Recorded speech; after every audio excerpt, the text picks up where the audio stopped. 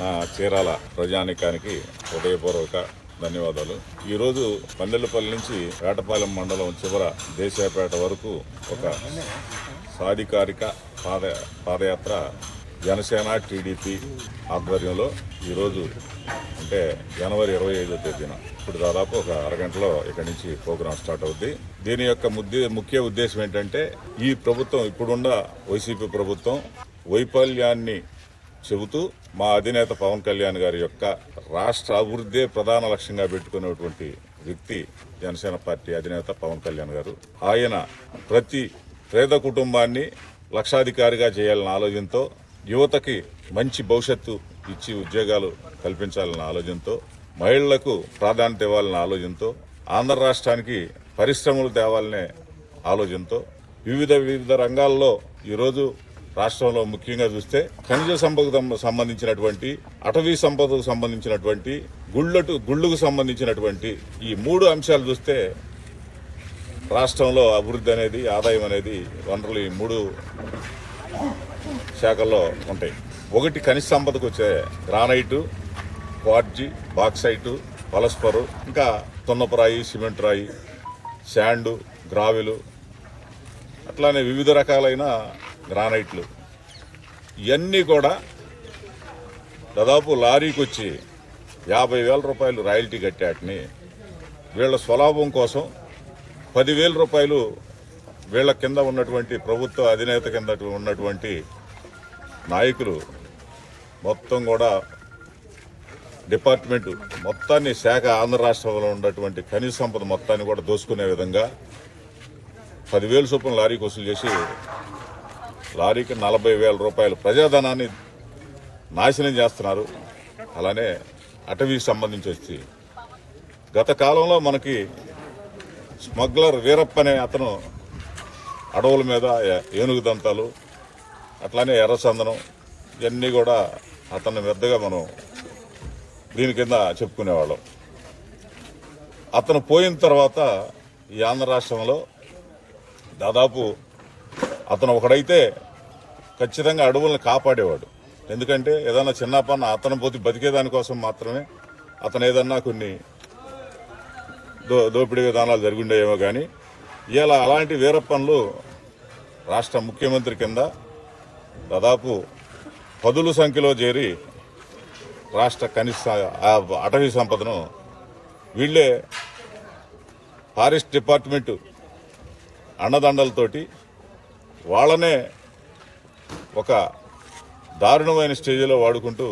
అర్ధరాత్రి 100ల సంఖ్యలో సత్యవేడు ఏరియా అవ్వచ్చు, అనంతపురం ఏరియా అవ్వచ్చు, మన తిరుపతి ఏరియా అడవుల ఏరియా నుంచి అవ్వచ్చు, కొన్ని లక్షల లారీలతో కొన్ని కోట్లాది రూపాయలని అక్రమంగా దోసుకుంటూ, అలానే శాండుకు సంబంధించి ఇసుక ఏరియాల్లో, శాండు సాయిల్ ఉండే ఏరియాల్లో దాని మీద జీవనాధారం చేసుకుంటూ ఎక్కడన్నా మెరకలుంటే కన్స్ట్రక్షన్కి లారీ ట్రాక్టర్ వచ్చి 1,500 2,000కి పోసుకొని వాళ్ళు జీవనాధారం చేసుకునే ఏరియాల్లో కూడా ఒక పాలసీ ప్రకారం, దోసుకునే పాలసీ ప్రకారం వాళ్ళకి సంబంధించిన అనుచరులకి రాష్ట్రం మొత్తాన్ని శాండ్కి సంబంధించిన లీజ్ కాంట్రాక్ట్ ఇచ్చి ట్రాక్టర్ ఇసుక 1,500 2,000 అమ్మేదాన్ని ఇవాళ 7,000 రూపాయలకి పేద ప్రజలు కొనుక్కునే స్టేజ్ అంటే అది దోపిడీ కాదా? అలానే ఇసుక ఎట్లయితేనో ఏ రకంగా చేస్తూ ఉన్నారో అదే రకంగా అన్ని రంగాల్లో కూడా దారి దోపిడీ విధానాలతో చాలా దారుణంగా రాష్ట్రాన్ని అధోగతి పాలు చేసినటువంటి ప్రభుత్వం వైసీపీ ప్రభుత్వం, జగన్మోహన్ రెడ్డి ప్రభుత్వం. వీటన్నింటినీ ఆంధ్ర రాష్ట్రాన్ని బయట వేసి అప్పుల ఊబులో నుంచి మంచి సుపరిపాలన అందించాలన్న ఆలోచనతో మా అధినేత పవన్ కళ్యాణ్ గారు, తెలుగుదేశం అధినేత చంద్రబాబు గారితో ఆయన్ని చిన్న కేసులో అరెస్ట్ చేసి జైలుకు పంపించడం అనేది మనం చూసాం. దుర్మార్గం. ఆ దుర్మార్గమైన చర్యని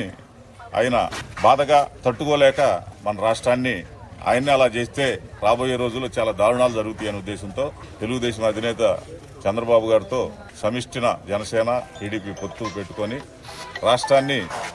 బాగుపరచాలి, ఈ అప్పుల బాధలో నుంచి, ఊబిలో నుంచి బయటికి తేవాలి, మంచి పరిశ్రమలు తేవాలి, యువతకు మంచి ఉద్యోగాలు కల్పించే విధంగా చేయాలి, పరిశ్రమలు స్థాపించే ఉద్యోగాలు వస్తాయి, మనాళ్ళు జిల్లాలు వదిలి రాష్ట్రాలు వదిలి దేశాలు ఇతర రాష్ట్రాలకి ఇతర దేశాలకి వలసలు పోయే విధానాన్ని అరికట్టాలి. ఇలా రాజధాని అనే పేరుతో అమరావతిలో కొన్ని వందల వేల కోట్ల రూపాయలకు సంబంధించినటువంటి ఐరన్ కావచ్చు, పైపులు కావచ్చు, రోడ్లకు సంబంధించిన కావచ్చు, ల్యాండ్ రైతుల దగ్గర తీసుకొని కావచ్చు, కొన్ని లక్షల కోట్ల రూపాయలని వీళ్ళ సొంత సొత్తు ఒక చెత్త గ్రామాల్లో వచ్చే చెత్తను ఎట్లయితే తీసి మనం పక్కనేస్తామో ఆ రకంగా కొన్ని ప్రజల యొక్క ఆస్తిని చంద్రబాబు గారు ఇక్కడ అమరావతి ఏర్పాటు చేయడానికి చూస్తే ఈయన రాష్ట్రంలో 3 రాజధానులు పెడతానని 5 సంవత్సరాలు గడిపిన ఒక దిక్కుముక్కు లేని రాజధాని లేని ఆంధ్రప్రదేశ్ని రాజధాని లేని రాష్ట్రంగా చేసినటువంటి వ్యక్తి జగన్మోహన్ రెడ్డి గారు. ఆ జరిగిన ఘోరాన్ని కూడా జనసేన టీడీపీ ఆధ్వర్యంలో ప్రభుత్వం ఏర్పడిన తర్వాత అమరావతిని రాజధానిగా చేసి